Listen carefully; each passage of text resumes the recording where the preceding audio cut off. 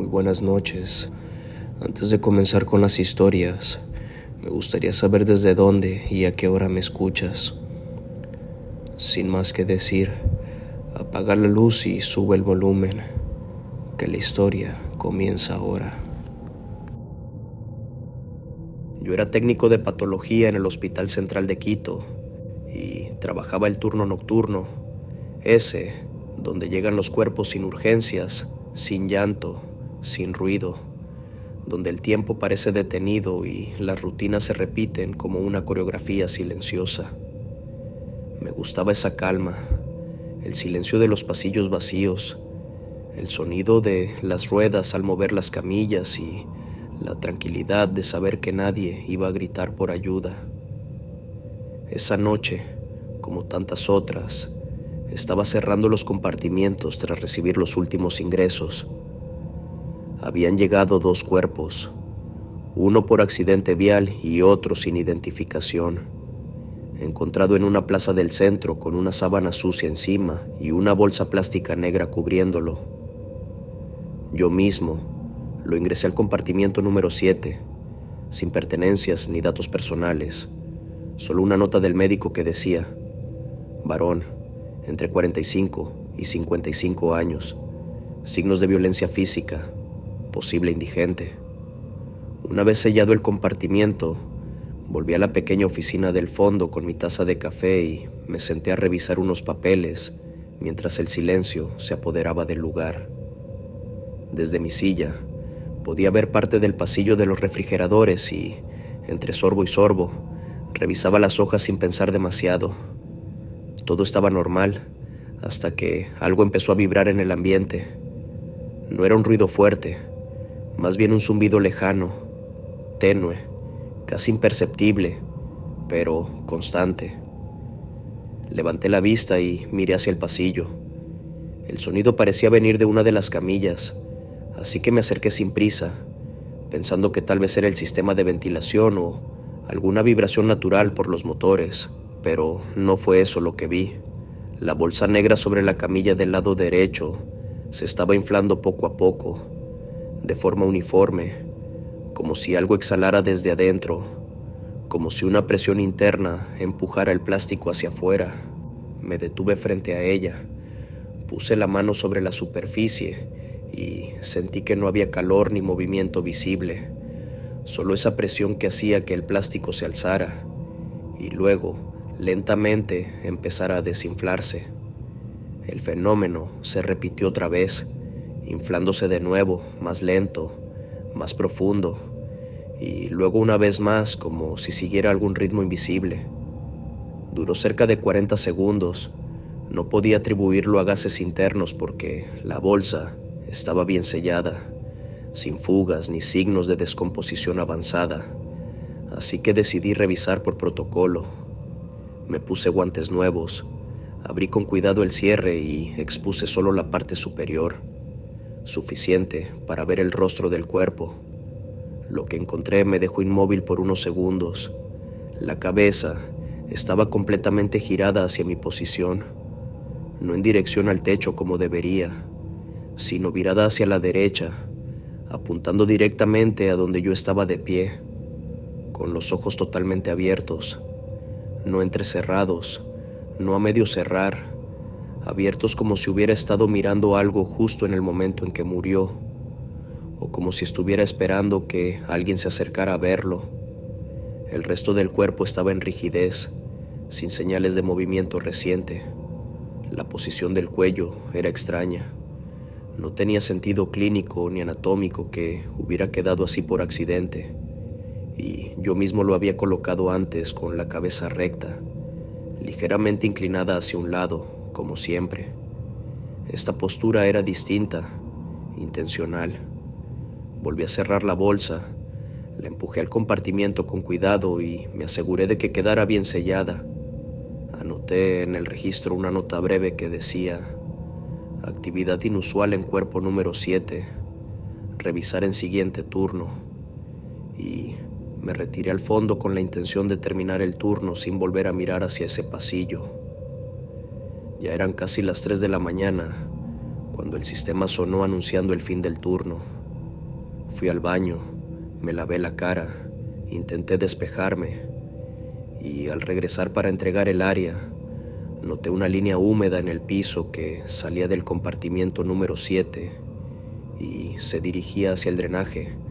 No era sangre ni agua, más bien parecía una secreción transparente, sin olor, sin textura grasosa. Abrí de nuevo el compartimiento y saqué la bolsa para verificar si había fuga, pero seguía completamente cerrada, sin aberturas, sin daños visibles. La secreción parecía haber salido directamente de ahí sin explicación. No podía hacer más, así que firmé el traspaso del área. Entregué las llaves al técnico del turno siguiente y me fui sin decir nada.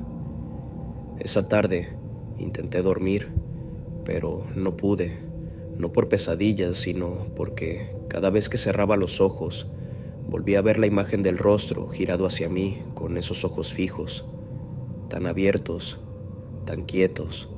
La noche siguiente regresé con la intención de no acercarme al compartimiento 7, pero el supervisor había dejado instrucciones claras: preparar ese cuerpo para ser trasladado a medicina legal, donde buscarían huellas dactilares para una posible identificación. No tuve opción.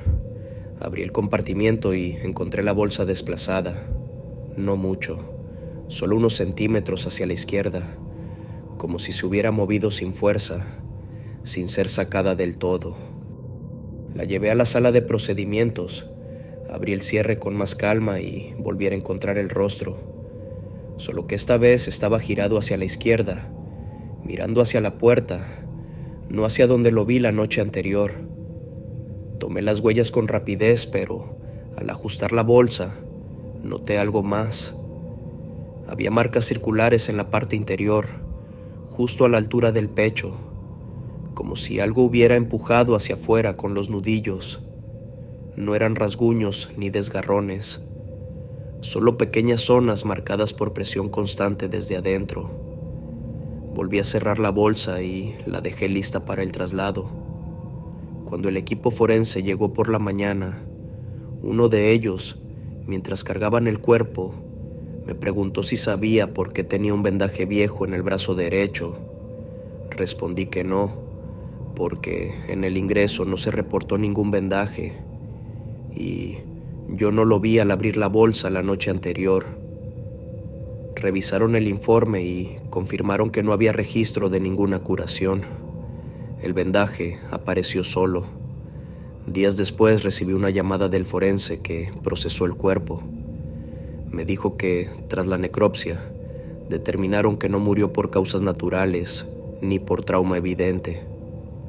Encontraron señales de asfixia con un objeto blando, lo que deja pocas marcas externas, pero sí afecta la tráquea y los tejidos internos.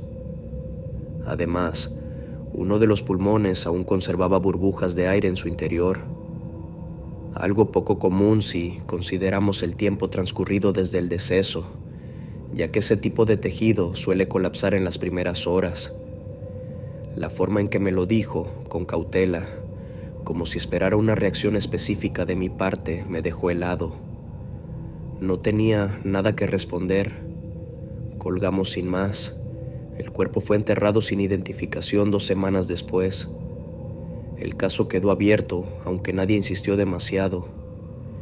Yo pedí mi cambio de área al poco tiempo, no por temor, sino porque desde entonces, cada vez que paso por ese pasillo, tengo la certeza de que el cuerpo número 7 sigue ahí, esperando que alguien más se atreva a abrir esa bolsa. Era jueves por la noche y me tocaba cubrir el cierre de turno en la morgue municipal de Rosario. Yo no era técnico forense ni médico, era parte del personal administrativo, pero por faltas y rotaciones me asignaban tareas complementarias, como supervisar los protocolos de limpieza o entregar los informes impresos al día siguiente. Había pasado muchas veces por el cuarto refrigerado, pero siempre con alguien más. Esa vez me quedé solo. Eran las 22:47 cuando la encargada de limpieza me pidió que la acompañara a verificar algo inusual. Había terminado de asear el área de las cavas y, al regresar al cuarto frío, notó algo sobre el piso metálico. Me pareció extraño que pidiera compañía, porque llevaba más de 20 años en ese lugar y nunca la vi asustada. Me llevó hasta la zona de ingreso. Al abrir la puerta, el aire del cuarto refrigerado me dio directo al rostro. No había olor, ni ruido, solo el eco de nuestros pasos sobre el acero. Me señaló el piso y lo vi al instante. Una serie de huellas húmedas, completamente marcadas como si alguien hubiera caminado descalzo desde el fondo del cuarto hasta la puerta. Eran claras, visibles, como si acabaran de formarse. Conté al menos 9. Se veían los dedos, los arcos, incluso el talón. No eran manchas ni gotas, eran huellas formadas por contacto directo. Me agaché, pasé un papel absorbente por encima de una y se humedeció de inmediato. Era agua o algo muy similar. Ninguno de los cuerpos debía estar en estado que produjera líquido así. Todos estaban sellados en bolsas gruesas y cada cava tenía su candado. Recorrimos la línea de huellas. Iban en línea recta, desde una camilla del fondo, justo frente al compartimiento 8. Esa camilla estaba ocupada desde la mañana por un hombre, sin identificar, que había sido encontrado muerto en un baldío del norte. Había sido ingresado sin pertenencias. Se le había hecho la necropsia y estaba esperando derivación. Decidimos avisar al técnico que todavía no se retiraba. Llegó en menos de 2 minutos. Le explicamos lo que habíamos visto. Recorrió las huellas con la mirada sin decir nada y pidió guantes. Se acercó a la camilla y revisó los candados. Todos seguían puestos. Nadie había abierto los compartimientos. Abrió el candado del número 8, sacó la camilla y corrió el cierre de la bolsa. Lo que vimos nos dejó quietos. Los pies del cadáver estaban completamente limpios. No había restos, ni humedad, ni manchas, ni marcas. Y, sobre todo, faltaba la etiqueta de identificación que siempre se coloca en el tobillo derecho al ingresar. Esa etiqueta es obligatoria. Se imprime desde el sistema. Lleva el número de ingreso, fecha y hora, y nunca debe ser retirada sin autorización. Buscamos por toda la bolsa. Nada. El técnico volvió a sellar el cierre, colocó el candado y anotó el incidente en el parte interno. Nadie entendía cómo habían aparecido esas huellas. El cuarto refrigerado es de acero inoxidable. No hay humedad flotante ni condensación que pueda formar marcas tan precisas. Lo raro era que solo había una serie de huellas. No había marcas de regreso. Quien sea que las hubiera dejado, caminó hacia la puerta y después, nada. Me fui a casa con la imagen de esas huellas frescas clavada en la mente. Traté de pensar en explicaciones lógicas, pero ninguna encajaba. Al día siguiente, pregunté si habían encontrado la etiqueta, pero no. Volvieron a revisar el cuerpo, los alrededores, incluso la rejilla del drenaje. Nada. Días después, el cadáver fue trasladado a un cementerio público como no reclamado. El expediente quedó incompleto, sin nombre ni causa definitiva. El técnico que estuvo esa noche conmigo pidió cambio de turno. Yo no dije nada. 3 semanas después tuve que reemplazar al encargado nocturno durante 4 días. El segundo turno transcurrió sin novedades, pero al tercero, algo me obligó a volver al cuarto frío. Un supervisor notó en el sistema que la camilla número 8 aparecía como ocupada, cuando ya se había retirado el cuerpo. Fui a revisar personalmente. Entré solo. Todas las camillas estaban en su sitio, menos una. La del compartimiento 8 no estaba vacía. Había una bolsa negra sobre ella. Me congelé. Revisé el registro. No había ingresos nuevos. Nadie reportó haber ocupado esa camilla. Saqué la ficha del número 8. El cuerpo ya estaba fuera del sistema desde hacía días. Abrí la bolsa lentamente.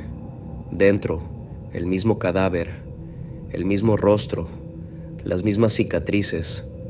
Lo reconocí de inmediato, pero esta vez tenía la etiqueta en el tobillo, perfectamente colocada con el número de ingreso original, la fecha y una firma que no pertenecía a nadie del personal. Cerré la bolsa, fui al archivo a revisar la copia impresa del formulario de ingreso. Comparé la firma. En el original no había ninguna. Nadie había firmado la recepción de ese cuerpo. Tampoco se registró un nuevo ingreso. Informé al encargado del sistema, quien insistió en que todo estaba correcto. La camilla estaba ocupada y el cuerpo, según los datos digitales, nunca había salido del recinto. Le mostré la baja del traslado. Buscamos juntos en el sistema y, para sorpresa de ambos, el historial mostraba una modificación. La salida había sido anulada 2 días después de que lo enviaron al cementerio. Llamamos al crematorio. Dijeron que no recibieron ese cuerpo. Nunca llegó. El técnico de necropsias, el mismo que lo vio conmigo semanas antes, fue citado para verificar si podía confirmar la identidad. Lo vio y asintió, pero prefirió no hacer comentarios. Solo dijo que si esa etiqueta estaba ahí ahora, entonces alguien la puso después de muerto. Desde entonces, la camilla 8 quedó registrada como en uso permanente. Aunque ese cuerpo volvió a salir del sistema, los técnicos decidieron dejar la bolsa ahí, sellada, sin moverla más. Dijeron que, mientras no moleste, es mejor dejar las cosas como están. Pero una noche, cuando yo ya había vuelto a mi puesto habitual, escuché a una pasante comentar algo que me dejó helado.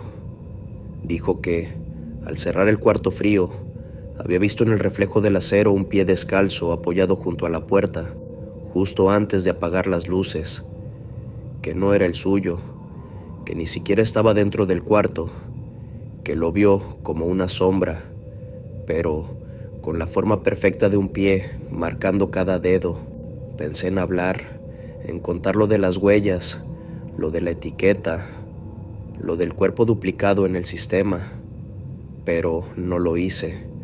Y no lo hice porque aún hoy, cuando paso cerca del área de refrigeración, el piso frente al compartimiento 8 brilla distinto. No está manchado ni está húmedo, pero se distingue una huella, leve, como si alguien hubiera estado ahí. Solo una. No lo atribuyo a fantasmas ni a errores de registro. Pero desde esa noche, el software de la morgue guarda la camilla 8 como en observación, sin fecha de salida. Y nadie, absolutamente nadie se atreve a abrir esa bolsa otra vez. Yo llevaba 11 años trabajando como forense en el Instituto de Medicina Legal de Bogotá, y aunque estaba acostumbrado a ver cosas que la mayoría preferiría olvidar, nunca pensé que un procedimiento rutinario sería el inicio de la experiencia más perturbadora de mi vida. Ese día había recibido el cadáver de un hombre no identificado, encontrado en una habitación rentada en el centro. Según la policía, había consumido varias sustancias y colapsó durante la madrugada. Era un caso típico, sin nada especial, sin señales de violencia externa. Tenía alrededor de 40 años, complexión promedio, cabello corto y una cicatriz antigua en la barbilla. Lo ingresé al sistema, tomé fotografías de protocolo y comencé la autopsia. Mientras trabajaba, todo transcurrió de forma normal. Abrí la cavidad torácica, tomé muestras de los órganos, fotografié las anomalías y registré cada detalle. No había nada que llamara la atención. Al cerrar, hice el patrón habitual de suturas, limpié la mesa y preparé el cuerpo para llevarlo a la sala refrigerada. La etiqueta en el tobillo estaba bien asegurada. Revisé que la bolsa estuviera sellada y pedí al técnico que me ayudara a trasladarlo. Ese día Había varios ingresos y la sala fría estaba casi llena, así que lo colocamos en un espacio temporal sobre una camilla de acero junto a la pared del fondo. Eran las 8:40 de la noche cuando terminé el papeleo y me fui a casa.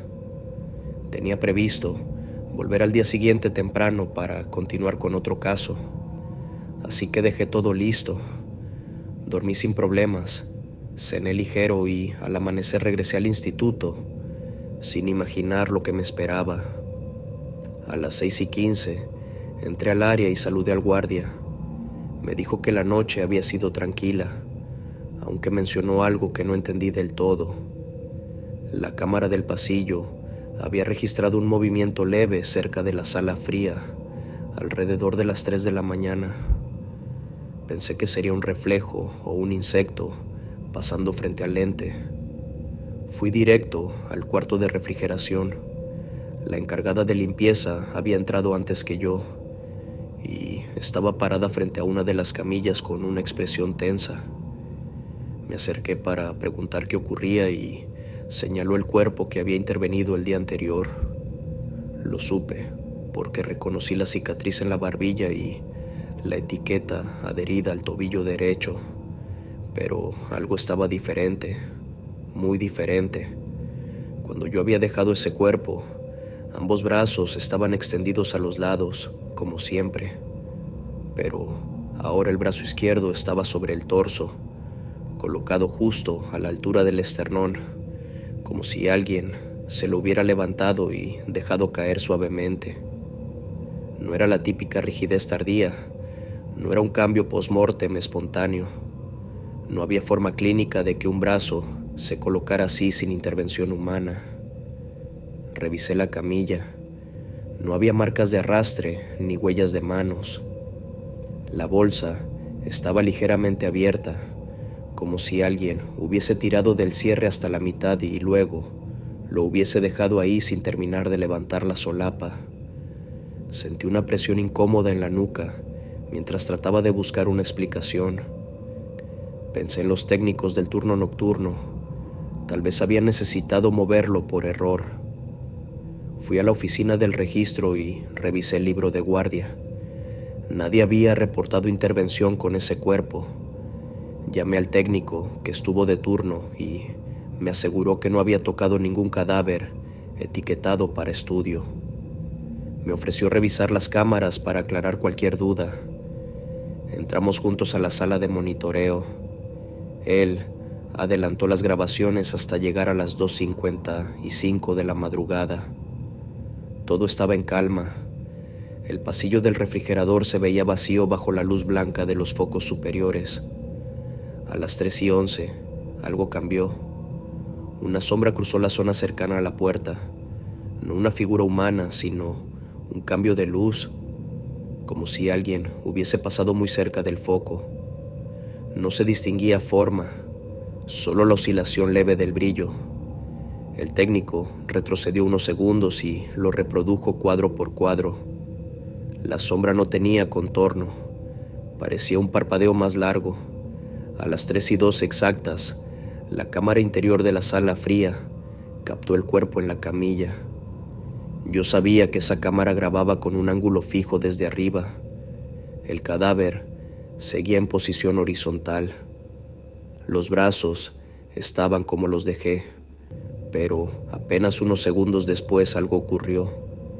El brazo izquierdo comenzó a elevarse, no bruscamente, sino de forma lenta, constante, como si un músculo aún activo lo impulsara.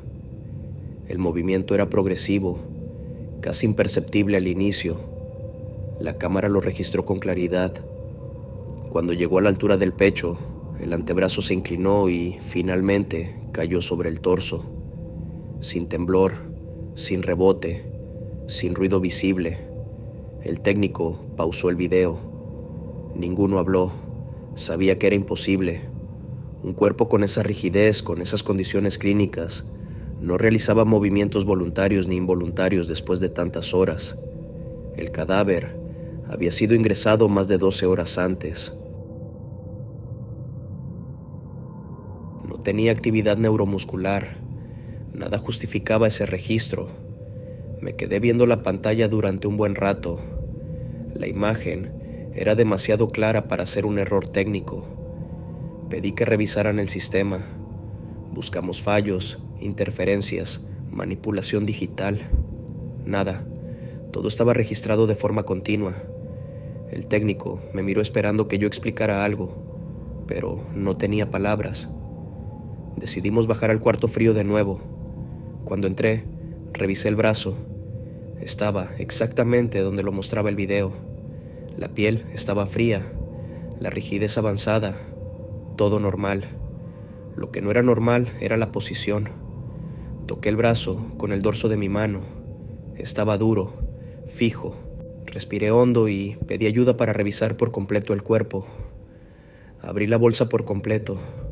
El pecho tenía las suturas intactas. No había señales de movimiento brusco, ni desgarros internos, ni fuga de fluidos. El rostro seguía igual que en las fotografías. Lo único diferente era el ángulo del brazo. Revisé la articulación. No había fracturas ni tensión irregular. Parecía como si hubiese sido colocado en esa posición mientras aún estaba tibio, porque después de esa etapa el cuerpo no permite cambios tan perfectos sin forzar la articulación. No quise que el personal se alterara, así que pedí que lo trasladaran a una camilla más cercana y que aseguraran el cierre de la bolsa.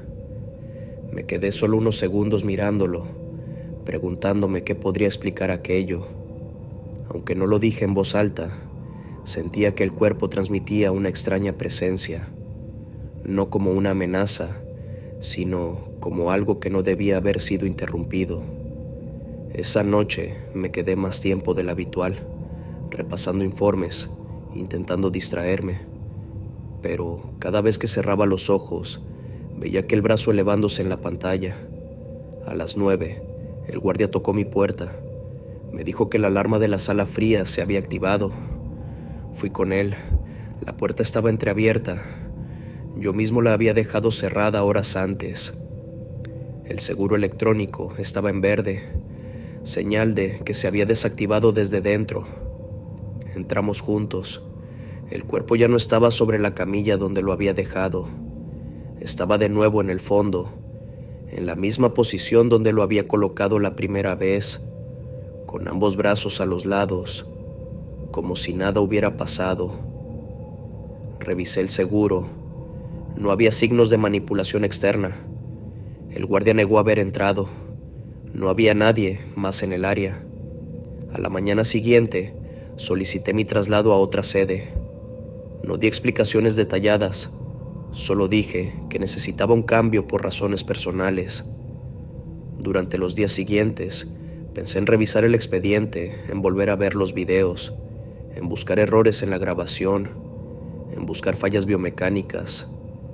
Pero cada vez que lo intentaba, mi mente regresaba al mismo momento. Esa elevación lenta, precisa, imposible, registrada por la cámara sin interrupciones. No intenté comprenderlo más y nunca volví a esa sala.